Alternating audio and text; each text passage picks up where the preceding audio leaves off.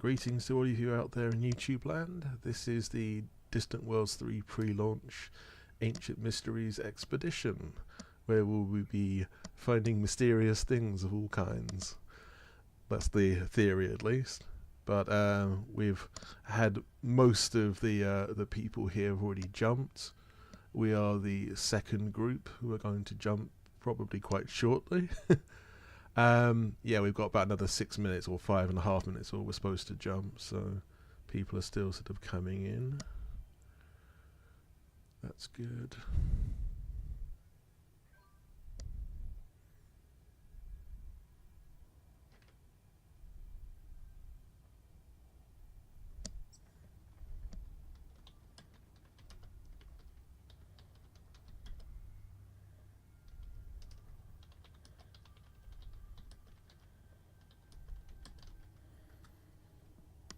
I've told Alpine Wolf that we've sent multiple friend invites to them, which is accurate.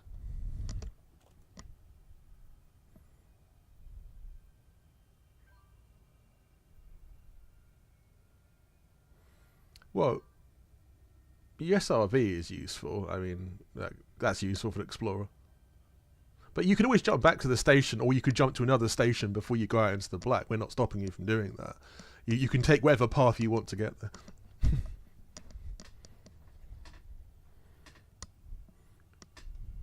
Yeah, that's cool.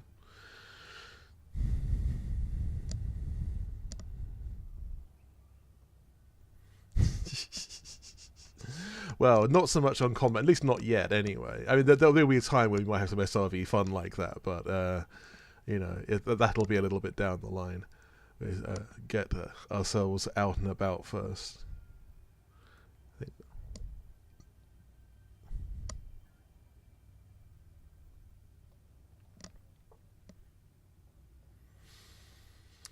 Cool. Looks like the other VC's still going as well, actually. I thought most people would have actually probably stopped, but looks like they're all going strong, which is cool, you know. I'm glad to see people enthused by this. It's always a wonderful sign. But yeah.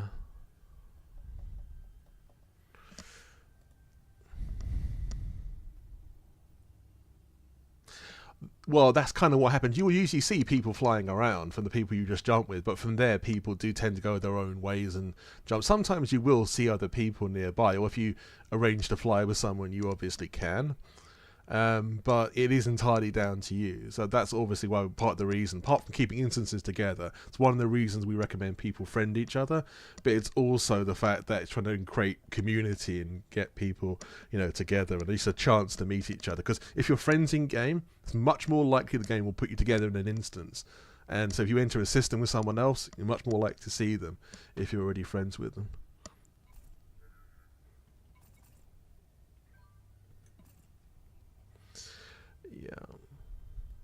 Yeah, that's cool. I'm just glad so many people turned out. Right, okay, cool. A few people No, he stepped away from all that a while ago.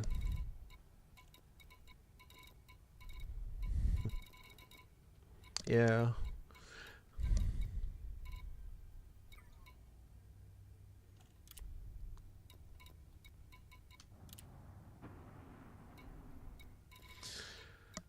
Okay.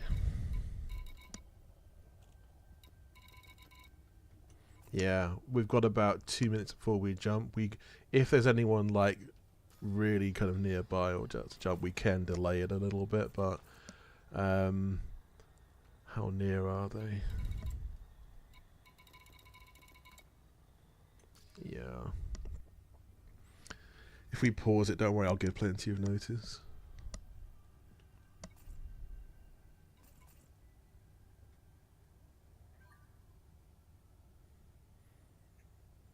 Okay, I think we should probably put it off. I'm gonna say we should jump at 21:20 because have got a couple of people still coming in. I think, and by the time, yeah, I'll have to amend. Yeah, no, that's what I'm gonna do. No, I totally agree. It's just like that's what I'm deliberately leaving it later on purpose for that reason. But you're right. It's like we are going to jump at some point. Don't worry. I'm. This isn't my first rodeo.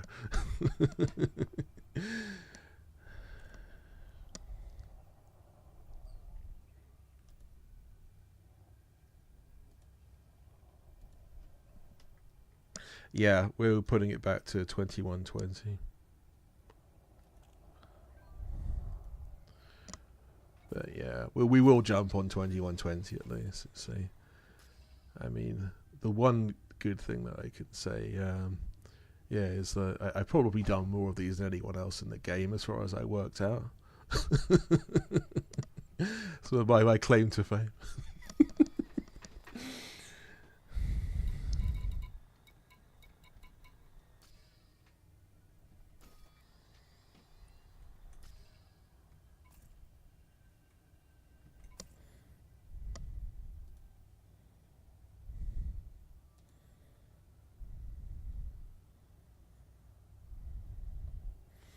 So we've got 2 people streaming. At least that's good. That's good.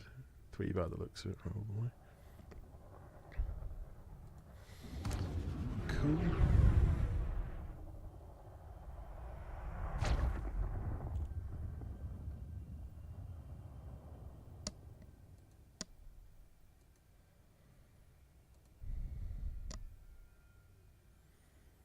Did it?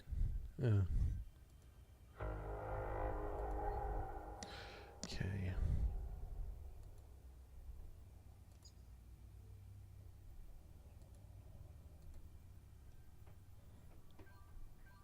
High gravity.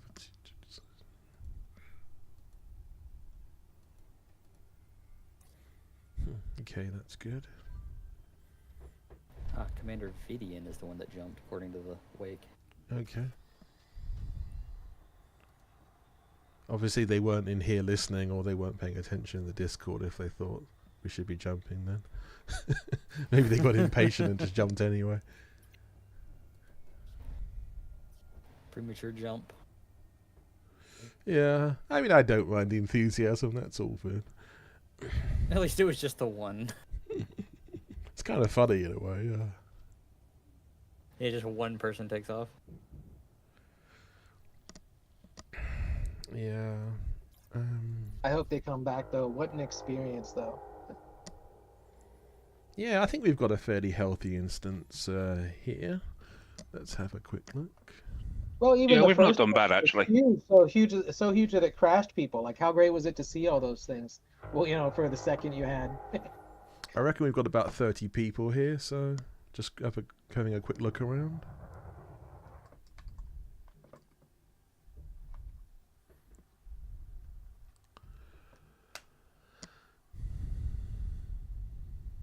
Yeah, about that. Quick visual count.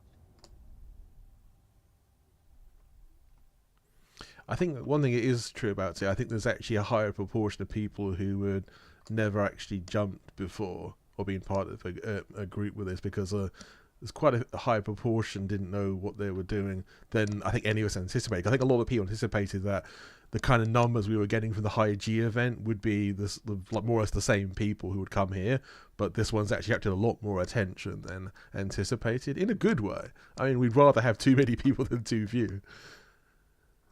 But it is more than we anticipated at this point. I mean, this is kind of like 100 groups, 100 commander instances is like what we would expect for the launch proper. Obviously, there'll be a lot more than one. There'll be like a whole bunch of them, but yeah. But it's a good sign, though. I'm happy to see that.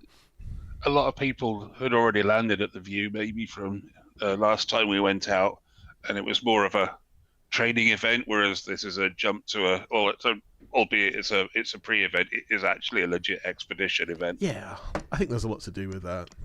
Yeah, but as always, it's impossible to tell ahead of time how many people will show up for anything. It can be a lot more than you think. It can be a lot less as well. So it's just, I think for any organisers, the people are just happy to see people show up. You know, it's all good. To a few of you who can't get in, we have. Oh, there's someone who's just joined now. We have been trying to send multiple requests for wings and whatnot. but some of them have failed. Unfortunately, some of it is down to bugs, I think, or there is one known for like it showing that the commander is already in a team when they're not. So that's an unfortunate one. But all we can do is just try our best to get people in wherever possible. But I think we've got like about 98% of people into instances that wanted to be an instance. So that's a good thing. So we're doing something right at least. Yeah, it looks like all the people in my wing are now in. Yeah. Okay, I think we're ready to go. Right. We're coming up to the 30-second countdown. I will do the 10-second countdown and hit full throttle when it reaches 1. Okay. Stand by. Spool up if you haven't already done so. Stationary but full throttle.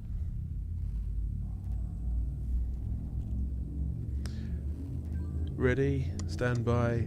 10, 9, 8, 7, 6, 5, 4, 3, 2, 1, engage.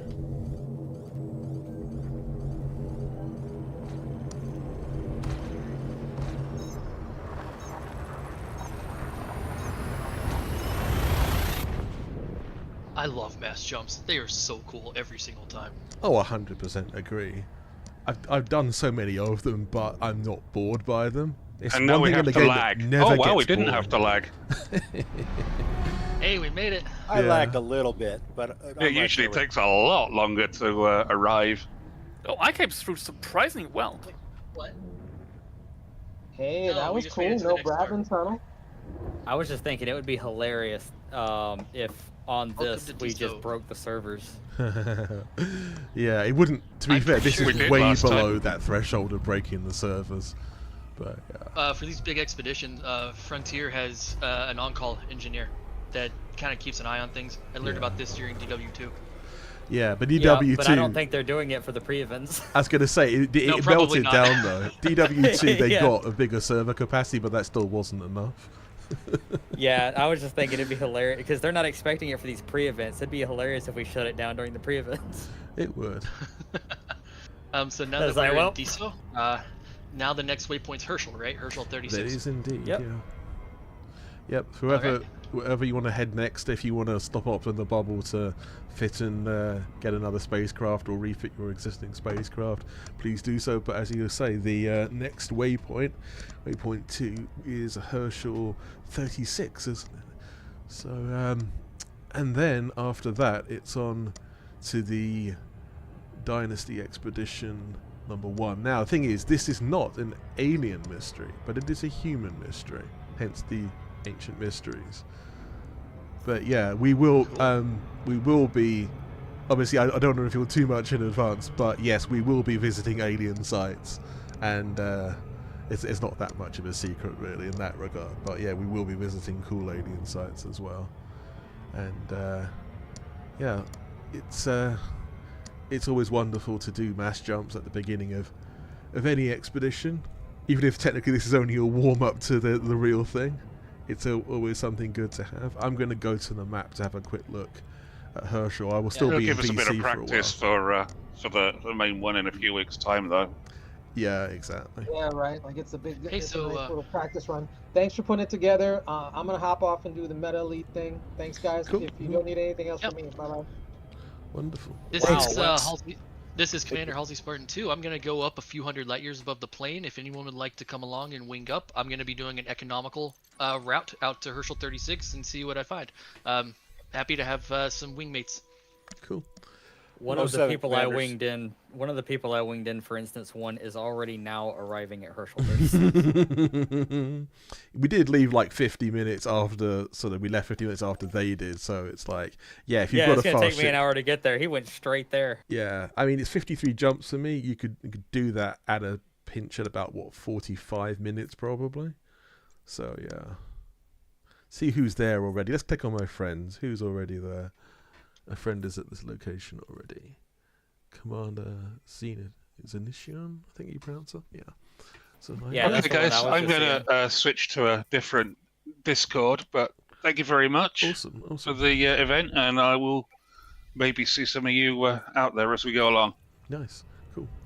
Thanks, man, for putting this together, Yannick. We appreciate all your work for real.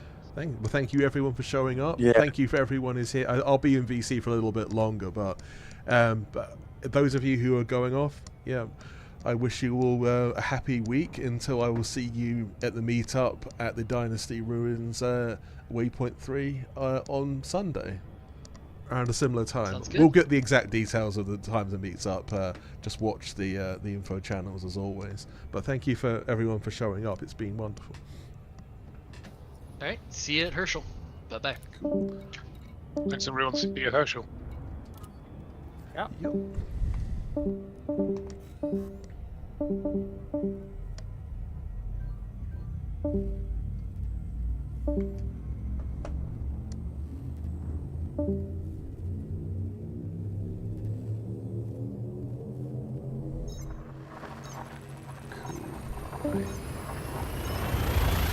Out of anyone who's left, who's actually doing the Meta Elite?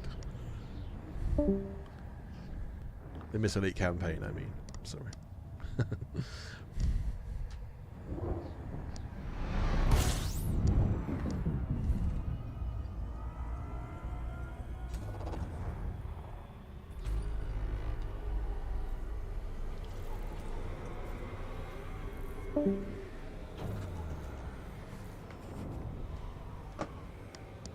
Is there a time limit for when we need to be at Herschel? No, not really. I mean, the only thing I would say is that just make sure that you've hit it before you actually hit Waypoint 3 for the Dynasty Ruins, because obviously you want to be doing that before, well, Sunday next week, because that's when we're meeting up. So as long as you hit it at some point before then, you should be okay. Like, even if you're limited for time, let's say you work Monday to Friday and you can only do like Saturday, you could travel all of Saturday if you needed to. Just a suggestion, obviously, I don't know your schedule, so, but yeah, it's also the Meta Elite ones can be kind of done pretty much whenever you want. I think sometimes within the Meta Elite missions themselves, there is actually like a time that you can't do it before, but you can just do it any time after that. There's no real limitation on it. Sorry. Oh, Meta Elite. Okay, I see it. Okay. That's a different thing. It's like not everyone's involved in the Meta Elite campaign. It's something new for Distant Worlds 3 that we're trying out, and a lot of people, it sort of like adds extra like layers of missions for people. There's a whole channel in the FleetCom Discord about it. I honestly read that as Metalite, and I thought it was like a mining term. Yeah, it could have been, but no, it is actually, it's a new piece of software made by one of the members of the community. Really, it's for Distant Worlds 3, even though it will become available after DW3, I think, as a more open piece of software that people can make their own events in. But for the expedition itself, it's going to play quite a big part in it. Obviously, we're sort of testing it during this, and like, this is obviously an expedition, but anyone who wants to do the Meta Elite missions, they're welcome to do that, because it helps us, you know, like just check the system is working, and it's an extra, it's an extra kind of bonus layer of fun if you want to do that. Is there like a third party like add-on you have to install for that? It is an app, yeah, you'd have to install. As I say, all the details are in the Meta Elite channel in the Okay, FleetCom yeah. Discord. But yeah, it is an app. I say it is sort of made by, I think the guy's a developer in his spare time. But yeah, he's Oh, I like see. a Okay. long-term member of the Elite community, so it's like for Elite specifically. Gotcha.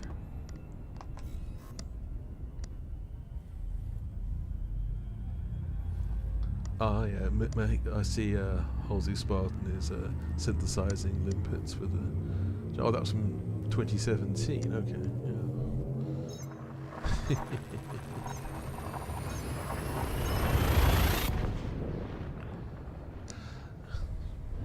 I do like that picture, Mr. Goose. I do like the good old cartoon Goose. That's quite fun.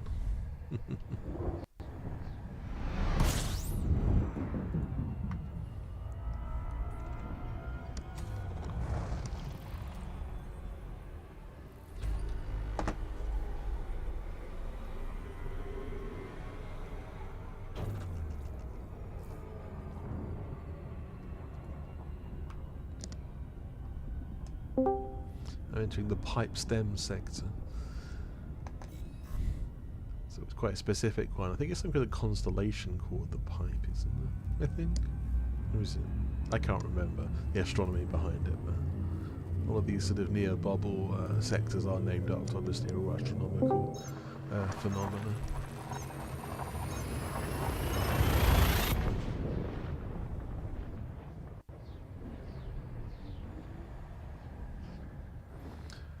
Yeah, the other instance still seems to be going strong in VC, so I'm glad they're still having a good time. Considering they're like the best part of an hour ahead of us.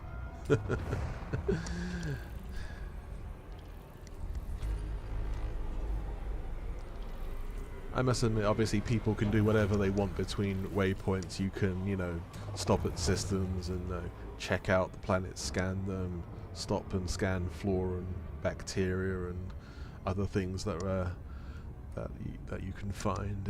But it's entirely up to you if you do that or not. But that's the joy of exploration. You can do it pretty much at your own pace.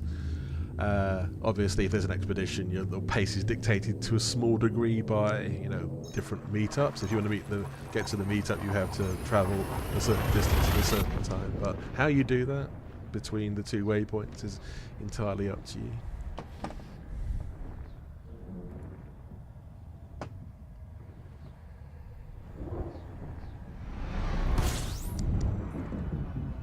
Cool. Alright, yeah, I'll definitely, I guess I gotta do some setup here. Go to Running Man sector.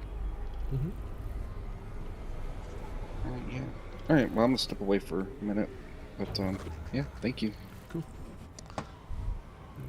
I'll be here for a little bit now that I got my mic fixed. Ah, excellent. Yeah, it always helps. I say with all these sort of VC chats, it's we say to people, because some people are more shy than others. It's like it's great if people talk if they just want to listen in for the jump commands or any other sort of information that we give out. That's a good idea. Yeah, well, it was my Discord this time. I didn't want to keep the key binding. Ha, that's unfortunate. Yeah, it's always the irony when things sort of start to break down just when you need them the most. Yeah. Oh dear.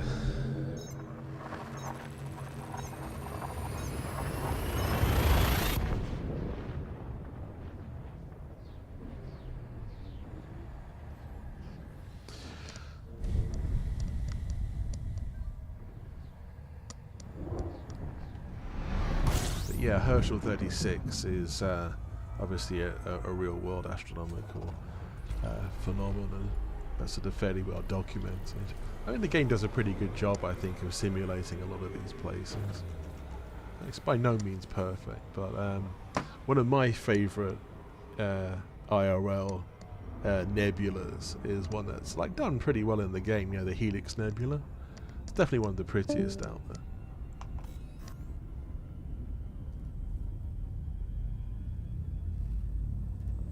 Yeah, Halsey Spartan, you got a good point there about saying that in the chat that you find out something new when every time you play the game. It's like, yeah, that's true, absolutely. It's like it's a complex game. It's multifaceted to the point that you do really learn something new over time, and especially as the game keeps evolving itself. But the community also helps sustain people. I mean, the community has often been pointed out to be one of the best things about Elite, and that's absolutely true. It's a very good game, but that has an even better community attached to it.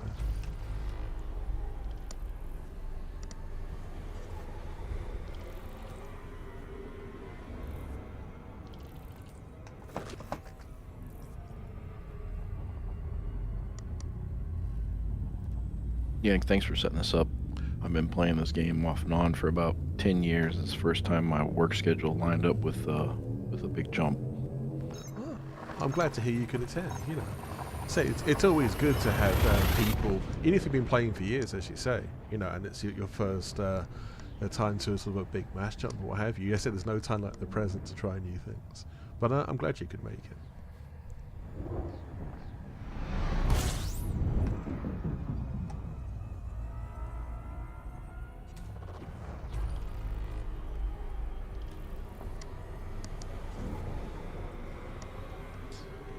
now going towards the M7 sector. It's not such a sort of salubrious name, is it? It just sounds like a motorway or a highway.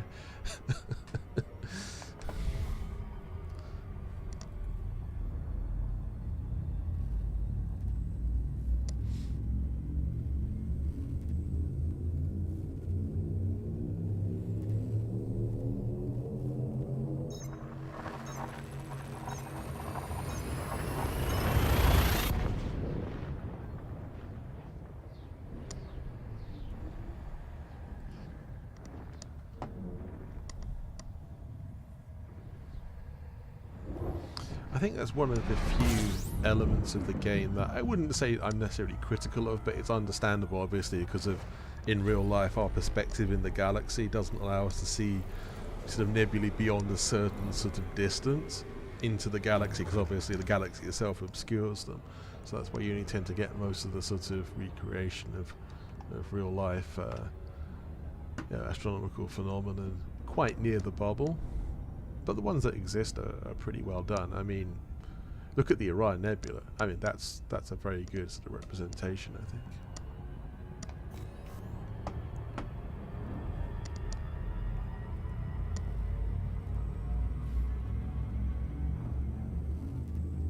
Someone's asking in the chat, are we still taking requests? As like, yeah, we've already jumped actually. So it's like people can catch up. I mean, if you ever encounter people in the chat later in the week or whenever, and they want to know about joining this, they can still catch up because we're not far from the bubble, and it's you know, it should be able to do that without too much difficulty.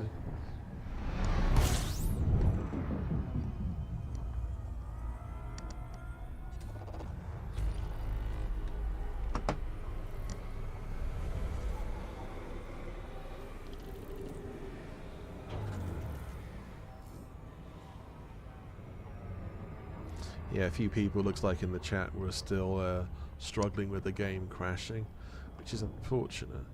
But it's, I think that's that one aspect of the game, even though I do think instancing has gotten better and the game has become more stable over time, it's still not perfect. It still sometimes does crash like that. Unfortunately, there's a few people who try to get in Instance 1 and the game crashed and sort of ended up with us here in Instance 2, so yeah.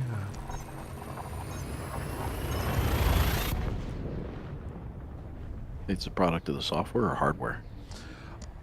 Unknown. I suspect it might be a bit of both depending on what system you've got, because obviously with PCs the variation in hardware is enormous, so you can never be 100% sure, but because there's certain things that people seem to universally kind of observe. It must be some bugs in the software too. I mean, that's definitely part of it. We were talking earlier about, you know, trying to drop into an instance or trying to drop onto any player really that you want to sort of sync up with, and there is a known bug that it's just like you sometimes just drop you into like null space and there'll be nobody there, and then you might try 5 minutes later and it's absolutely fine. But yeah, there are certain bugs that are still around even now, which is annoying because we seem to encounter them like most of the time we try and make mass jumps and bring people together.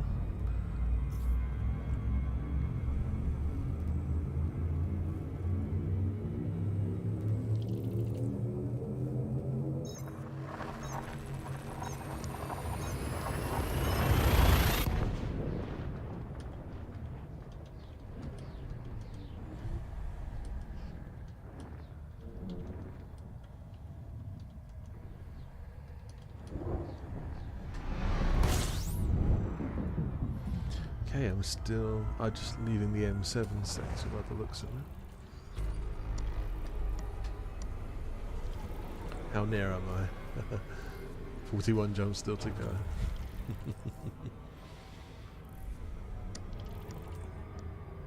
I'm not really pushing it that hard at the moment, if I'm honest.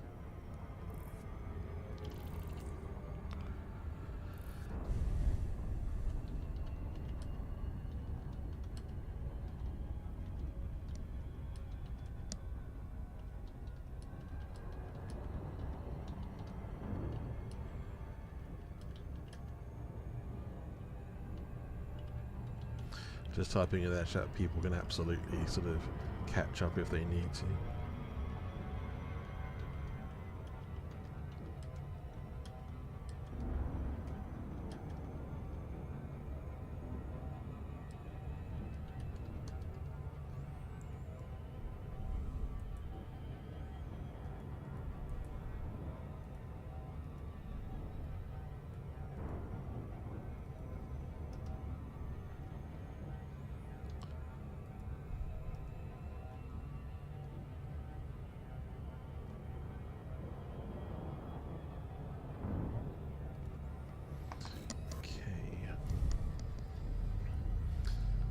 Yeah, I did see quite a good range of ships tonight as well.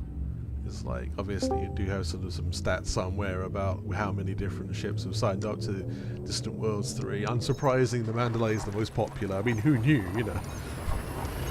But yeah, there's a good amount of Anacondas and old Asp Explorers, which is, once upon a time was the vessel of choice for explorers, but it's sort of been superseded seemingly by the Crate, which then in turn was superseded by the Mandalay. But I still own an Asp and I still like it. I use it sometimes to fly around the bubble, but not so much when I'm out in the black.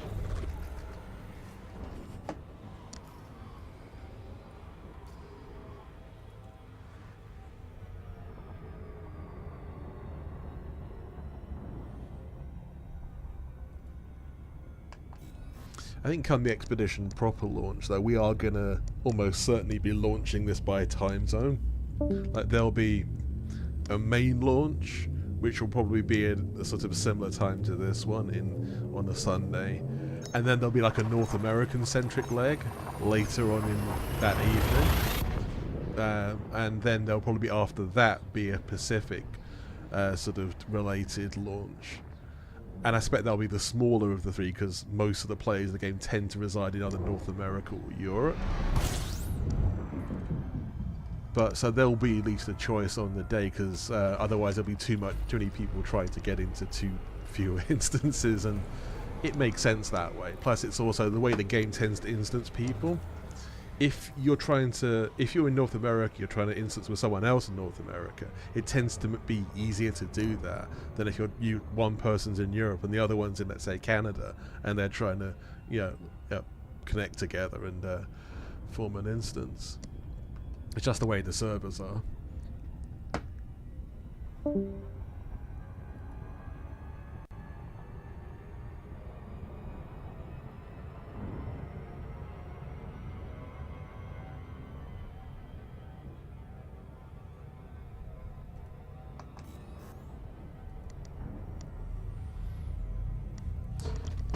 But yes, every meetup we will be doing various activities on planetary surfaces, and also hopefully having some fun in the process. And every week there will be a mass jump to end the event, and so that's always enjoyable.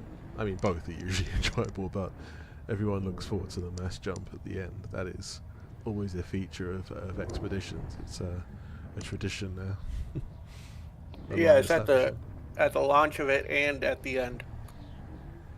Yeah, I mean, this is basically the first meetup anyway. Today was the launch, was the first meetup, and yeah, just at least at the end of every meetup there should be a mass jump, because it's sort of harder to coordinate a sort of mass jump in, as it were, than jumping out to somewhere.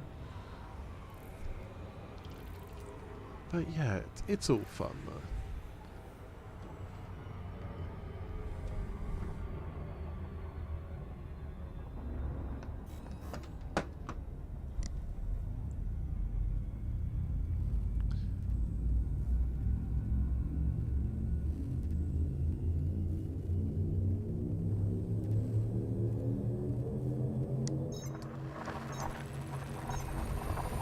Were you the one asking about wing buddies? I've asked a lot of people about joining Wings earlier, so I'm not really sure what you mean. Well, at the end there, when we were starting going the other way, someone stated that they were going to take the ecological route. Oh, economical route. S. Oh, yeah, no, Yes. it's economical mode in game. There's like a standard mode, of like route plotting that takes you to, you know, near the edge of your jump range, and there's an economical one that you can't plot for as far, but it will actually use much less fuel. And I think for an explorer, if you want to explore an area of space in much more like detail, like with smaller jumps, to see like more of the area, as it were, sometimes people do economical plotting, because it does take you, yeah, literally like much smaller jumps around the place. So that's one way of doing it. I usually do it with my Corvette. Yeah. As always, it depends entirely on, you know, what your play style is, how much time you've got. That's usually a big consideration for a lot of people. Is that like they may actually like go between one place and another in normal plotting, and using big jumps, then they'll go to economical for, let's say, certain bits of it, where they really want to sort of look at a particular area of space in detail, and that's totally understandable. Yeah. When I get into Mandalay, it used to be the Phantom. I was wanting to get somewhere quick, but whenever I started exploring with Corvette, that was me taking it slow. Yeah, we don't have much choice in the Corvette, but to take it slow, do you? I've got my combat one up to 30 light years right now. That's pretty good for a combat one, yeah. No, me too. I've got one of those also back in the bubble, but it's... No, you're right. At 30 light years, you can get most places in the galaxy with that. It'll just take you a little bit of time. I remember the first Distant Worlds, most of the ships had a 30 light year range, because that was considered like near the maximum for the era. Oh, 30 light years was? Yeah. Because at that point there was no like FSD boosters. You couldn't engineer anything. That wasn't a thing yet. So the first Distant Worlds was done all before that.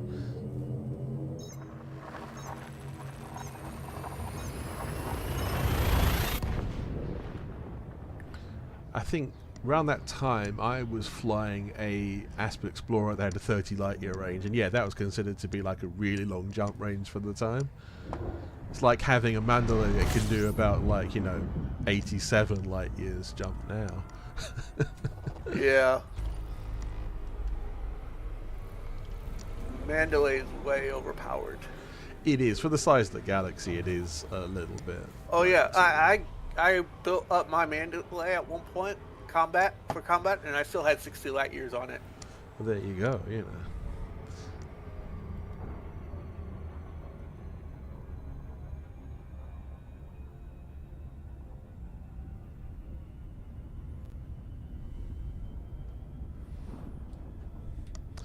Okay, right. I think I might continue streaming for a little bit, but I'm going to drop out of VC here. And it's been fun, everyone. I will see you all. If I run into you in midweek, cool. If not, I will see you all at Waypoint 3 for the ruins of the old Dynasty expedition and the mysteries within. Catch you all then. Have a good one. Have a good one.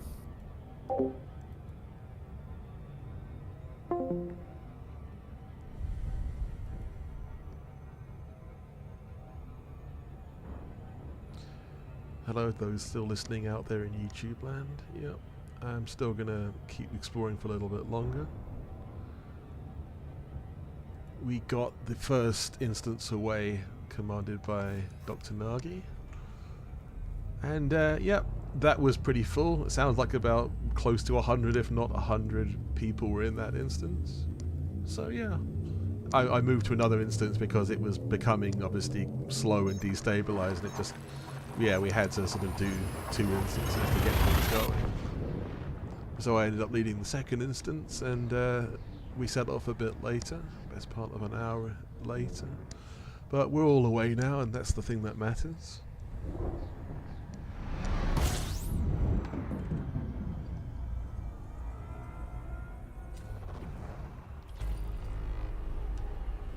Still on the way to Herschel 36.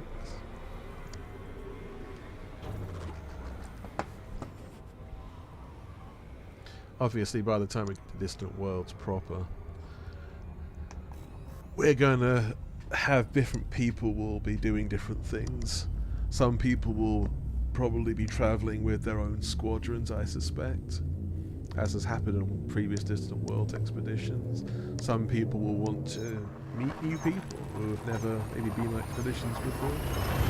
Some people will want to sort of jump around and maybe jump with other people in FleetCon. There'll be all kinds of people doing all kinds of different things. And hopefully in the near future we will be announcing some of the after the whole Ancient Mysteries expedition is over, we'll probably be announcing how we're going to be handling the launch itself for Distant Worlds 3. Because whatever happens, there's going to be a lot of people.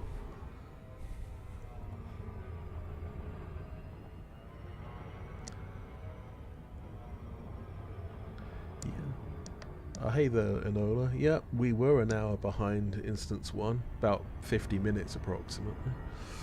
So yeah, but yeah, it was fine. We jumped okay, it was good fun. I'm happy to happen. Yeah. So we're happy to have it happen.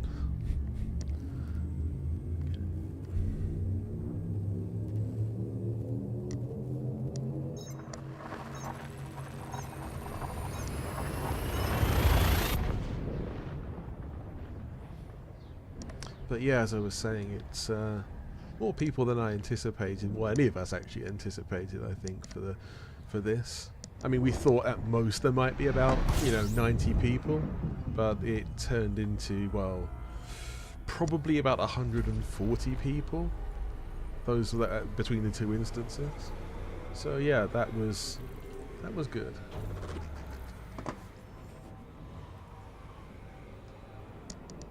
That's a good question, Enola. Yeah, about the DW3 launch. Well, the only thing you can be sure about is going to be a lot of people trying to get into a lot of different instances, and it will tax the servers, Frontier developments, no doubt. As they say, we probably won't be launching all in the same time zone. At least that's the theory, anyway. Obviously, a lot of people will want to come to the first launch, rather than one of the later ones on the same day. But as that mountain we'll climb when we get to it.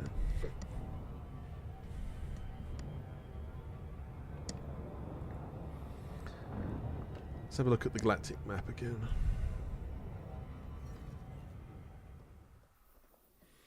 So we started back in the bubble.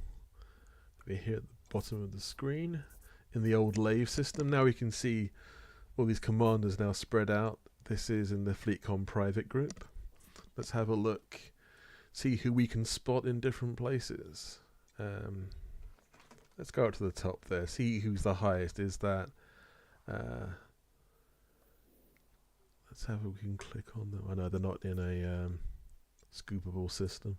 Click on someone else near the end. Let's click on this commander. Who is that? Hugh Walker? Cool. People at the edge of the commander headbanger. That's a good name. Not gonna lie. This is like more of the main path, these groups of commanders here. Frozen Tomato, another excellent name.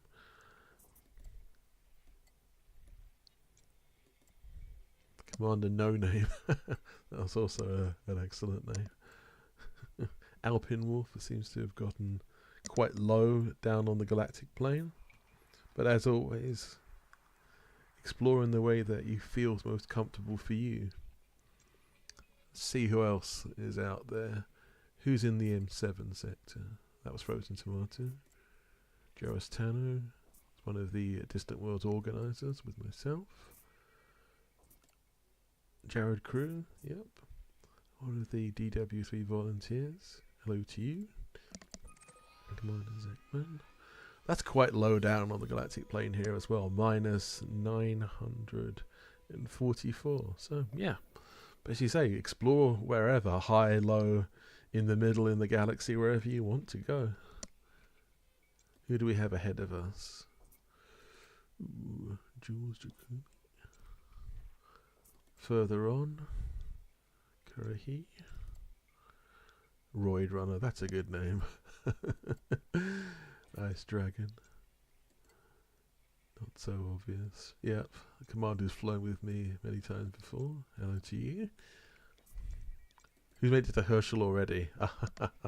Bunch of people who have already arrived at our destination. Well, waypoint 2 destination, not actually our destination, but. Oh, hey, Andy.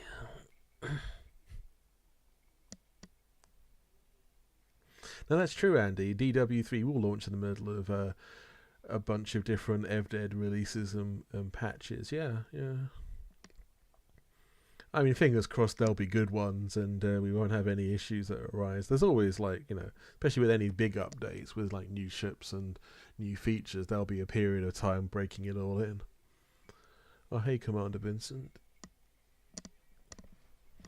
Yeah, that's the thing, isn't it? Yeah, there's a lot of activity going on in the game with Frontier as well. It's like there's a huge amount going on at Frontier Towers right now. Obviously, their press releases have put out all the stuff.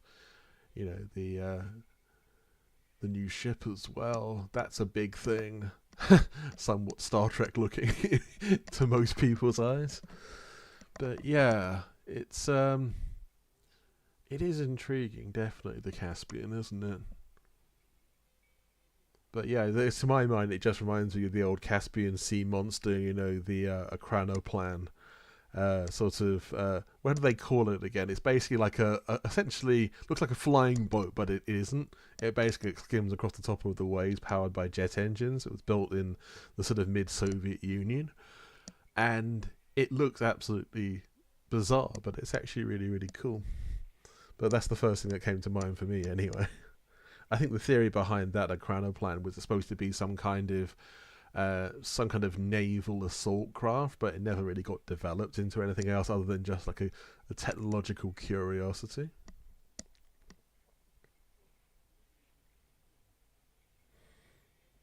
But still, I mean, I don't really know what the Caspian ship will be like. Obviously, a lot of people getting quite excited by it and speculating a lot about it, but we really have very little information to go on right now, and that's the thing. It's like, yeah, it might be useful in the ways of, obviously very hopefully more stable or long ranges for neutron boosts. No, you're right, Andy. The older Akranoplan was supposed to be for combat in the Black Sea. It's an interesting looking thing, isn't it? But the Elite Dangerous namesake, Caspian monster. Yeah, it's not so much of a monster looking one, the Elite ship, but still, it looks pretty cool.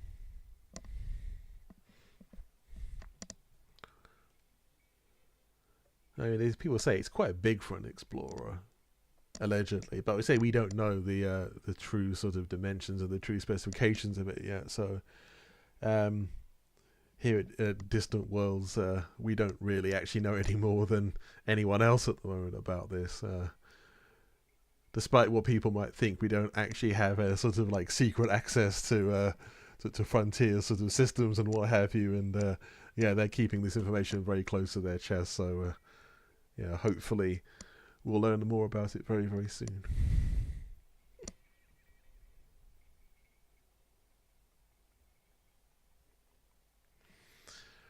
Yeah, I suspect the Caspian's also going to be released in the usual way, and they release it, behind the Ark sort of, paywall, I suppose you could call it, initially, and then put it out for mass release later on.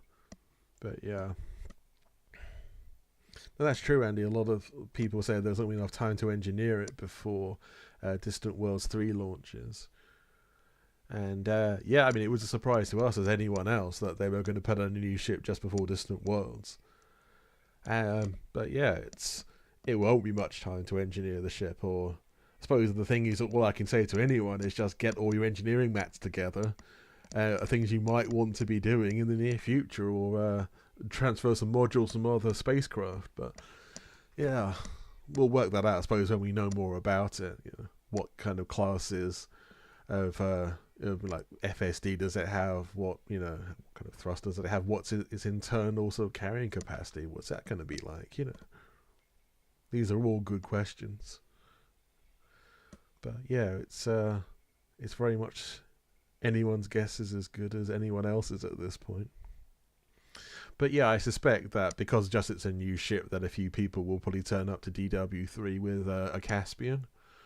But it's going to be interesting how many of them turn up, because as Andy's just been saying, it doesn't leave much time. If they launch it on time, it doesn't leave much room before, about a month probably, before then Distant Worlds 3 launches.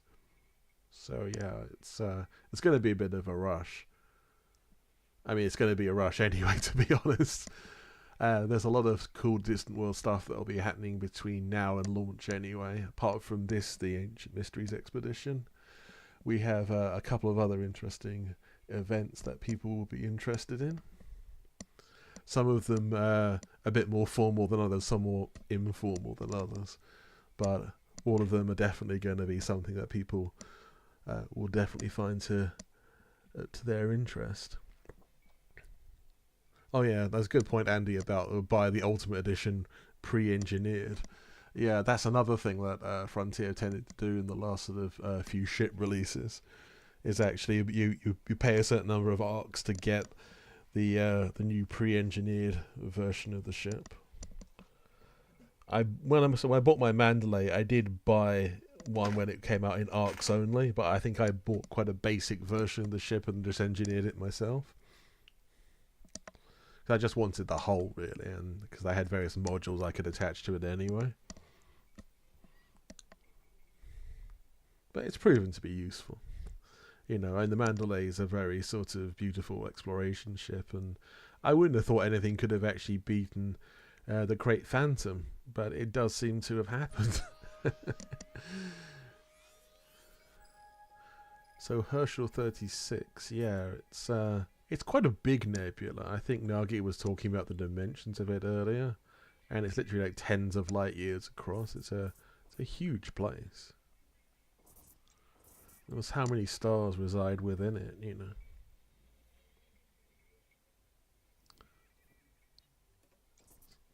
Interesting sort of coloration to it. I suppose it's not that unusual within the game itself, but I think it's slightly greener than a lot of them. Slightly less reddish. But yeah. Otherwise, Herschel 36 and the Lagoon Nebula that it sort of resides within. I have obviously visited there before. Let's have a look.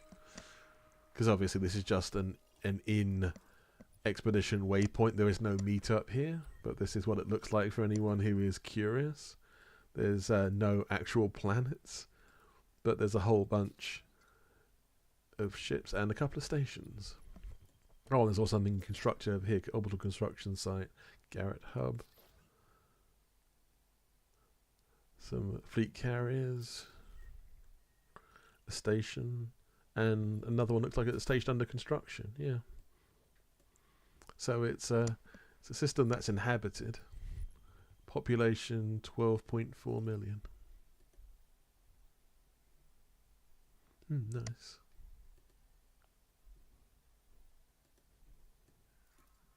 Ah, there's another one down here. Fujikawa Point. It's another construction site. So these are two. The Class A stars, I think so. Oh, Class O. Okay. Ah, both Class O. That explains why Herschel 36 is so as luminous as it actually is. Because obviously O-class stars are very bright, especially two of them closely together like that. I do like the kind of colour they give, that kind of very luminous sort of purple. One of my favourite stars in the game, definitely. Economies, military and colony. Huh. Intriguing though. I didn't realise anyone had actually built out this far. Obviously, we did building of some kind of the chain all the way up to the Orion Nebula because we had to go around in sort of a dog leg, an L shape, up and around to get there. That was fun. That was a very cool time. And a thanks to anyone who's listening or watching this who actually was part of the Shoulder of Orion event, because that was epic. It genuinely was. The word gets overused sometimes when it comes to Elite, but it genuinely was epic. I mean, so many people were involved, and the enthusiasm was so good, and so the motivation of everyone involved. It was like the sheer effort that everyone put in. And so many sort of great ideas, so many great people were involved in that. Some of them, maybe many of them actually are now working to build Distant Worlds 3.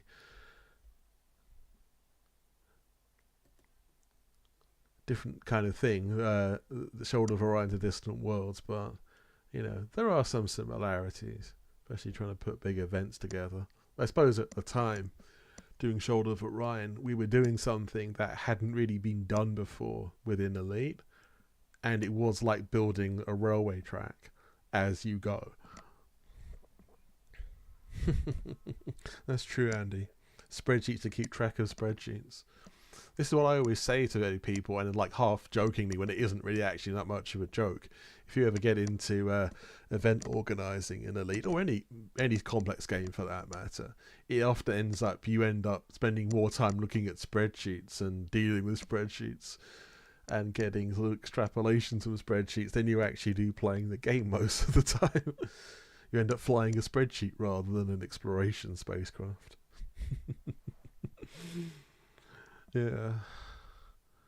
But yeah, it was a building block for Distant Worlds 3.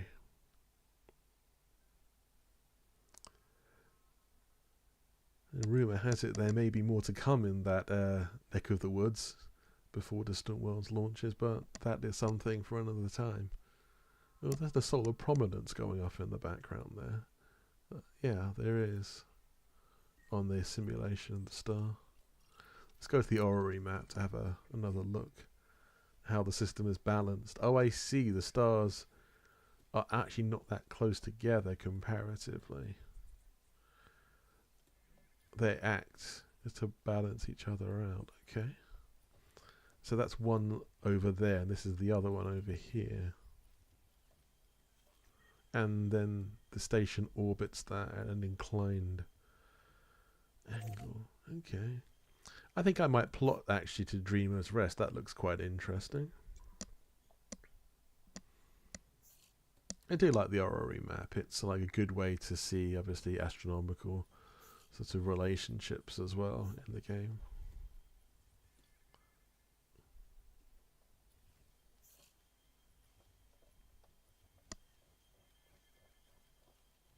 But that's cool. Let's continue down the path. How many jumps do I have left? 32. I'll keep going for a bit longer before I call it a day.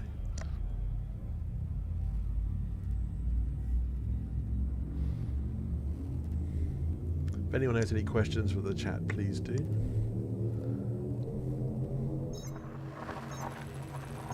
If anyone hasn't already checked it out, try and check out Michael's Distant Radio and also the podcast that he produces from that.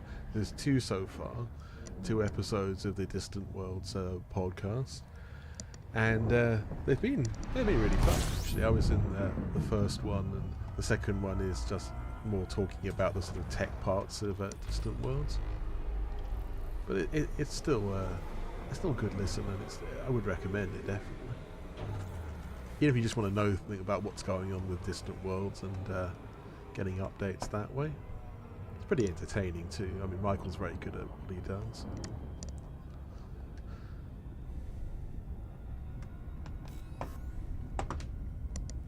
Also starring our very own Dr. Nagi from tonight's launch.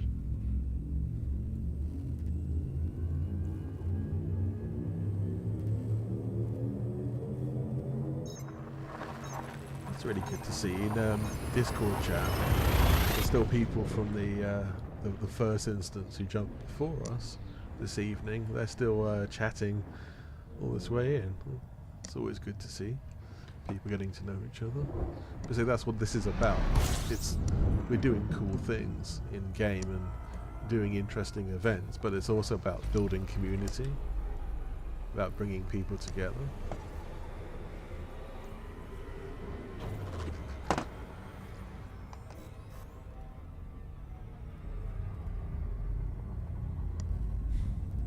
Oh yeah, that's right, Andy. There is a live DJ at the moment, I think, on Nerdist Radio. I don't think it's Michael tonight, but it's somebody else. It's still worth listening to. But yeah, definitely check out the podcast if you haven't had a chance to already. Especially the first one's kind of a riot.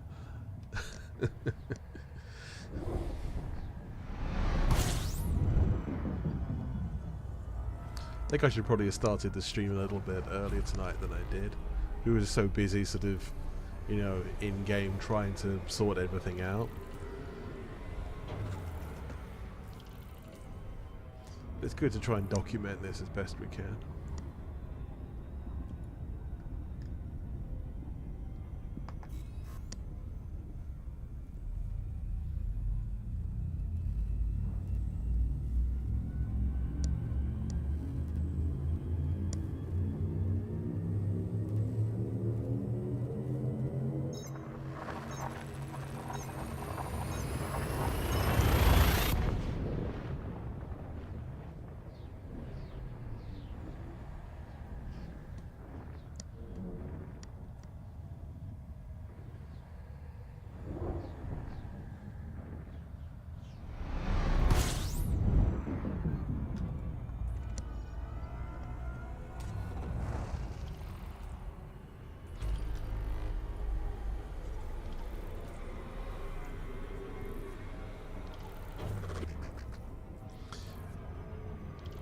Yeah, it's true, Nala. You got to get set up right for the right viewing.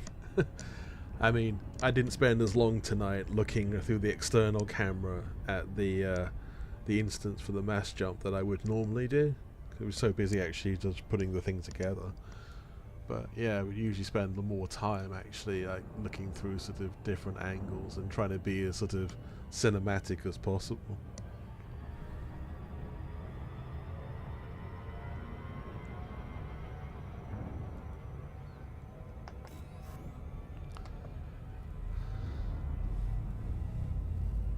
And we definitely, Andy's saying, I think I remember the orange-side one actually being a physical one hanging in space. Yeah, well that's the thing, that's why we decided like the initial rendezvous was going to be at the orange Sidewinder installation because it was a name that people would know. But yeah, unfortunately we had to move away from that because of instancing problems. There's like a lot more NPCs than there was even when I like went the other week to check it out. So we had to move elsewhere in orbit of Lave to get any kind of instancing at all.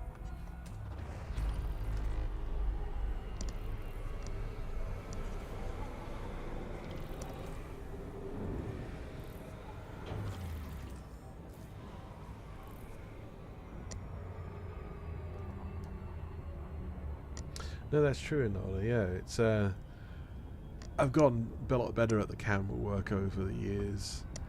And I think I'm alright at it now, but yeah, there just wasn't enough time to do it today. But hopefully we'll do more of that in the near future. But absolutely, it's some people have like worked out how to do these sort of great cinematic shots. I mean, the birds are a good example of people who do these sort of, excellent sort of chase cameras. Like I literally have two of them. Obviously, one doing the flying, being the sort of action, as it were, and the other one's the chase camera. So yeah, that works out quite nicely for them.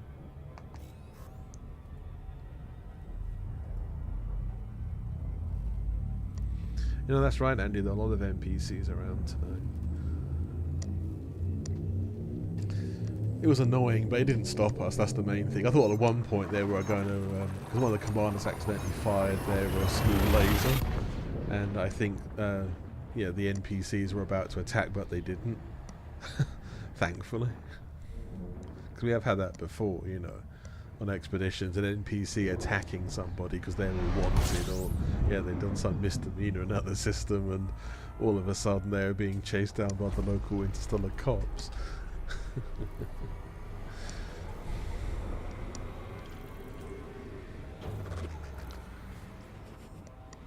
Usually those things do not end well, but think most of the time the commander just flees and then comes back again.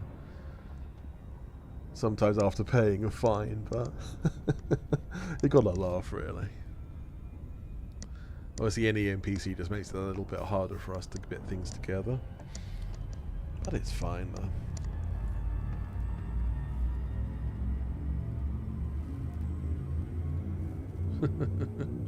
Don't worry, Nola. Once we're outside the bubble, we're going to systems that aren't really inhabited. So yeah, we don't really need Corvettes after that.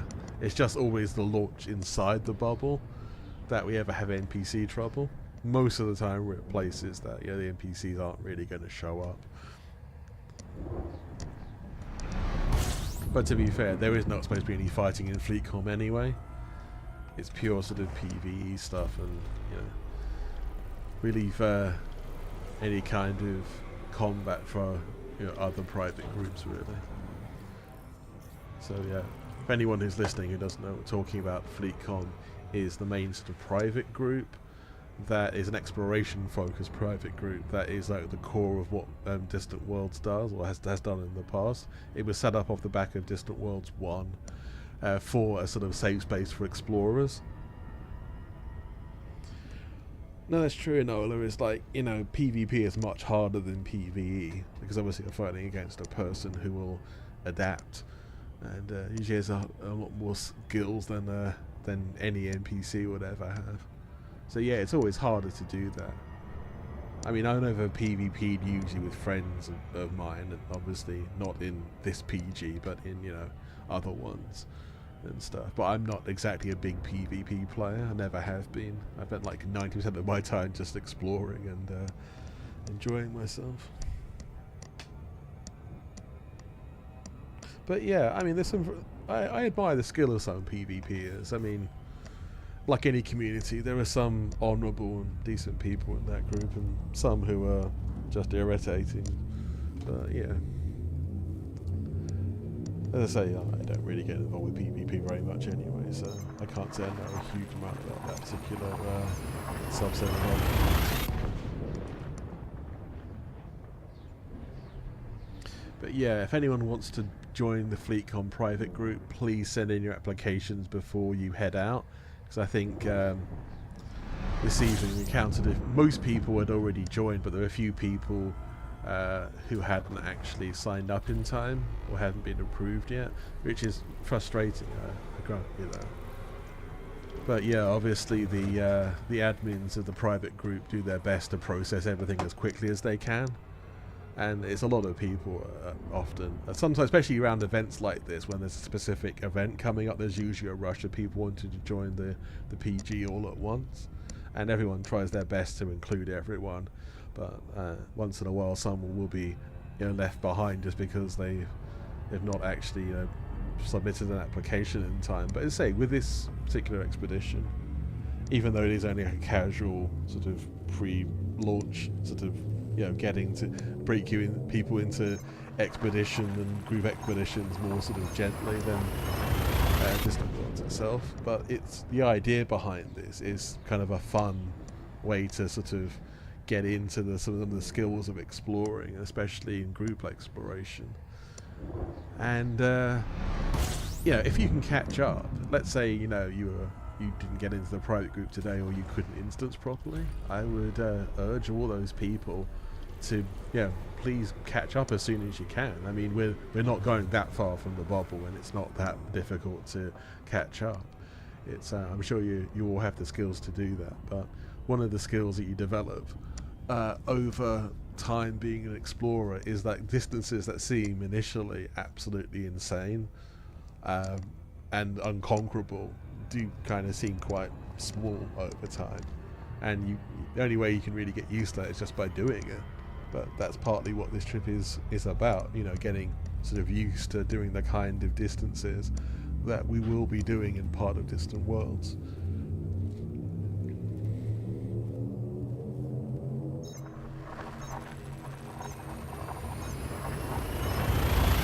Oh, the M20 sector, yes. Another one that sounds like it's named after a motorway.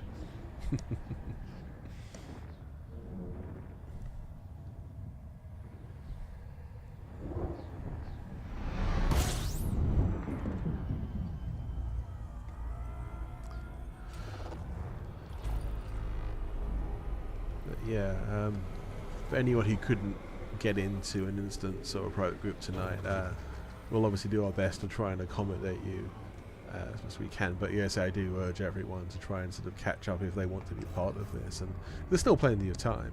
I mean, as you say, like, yeah, it's not too difficult these days to engineer a ship to get pretty decent jump range. And once you get like a decent jump range, you know, crossing like long distances, multiple thousands of light years, becomes pretty straightforward. So you're not going too far, and I hope you will catch up. There's still plenty of time. Just say this is quite a casual sort of bit of exploration, so you don't have to sign up. You just show up, and bingo.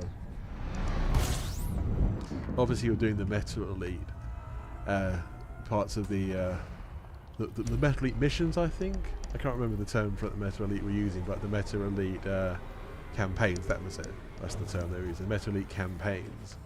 If you're signing up to do this one for Ancient Mysteries, yeah, it's like there's that. It adds an extra sort of layer on top of it. But as always, all you have to do is hit the waypoints and meet up whenever the meeting up point is revealed. Yeah, which we will do before the it's due every week. So we're meeting up next Sunday, and then the Sunday after that. But don't worry, it'll all be revealed in time.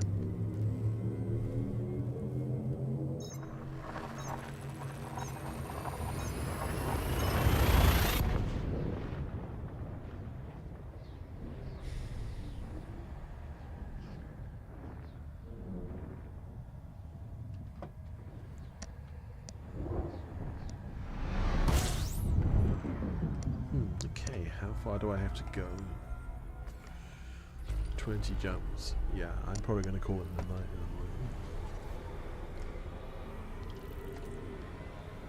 But it's been a good day. A good evening.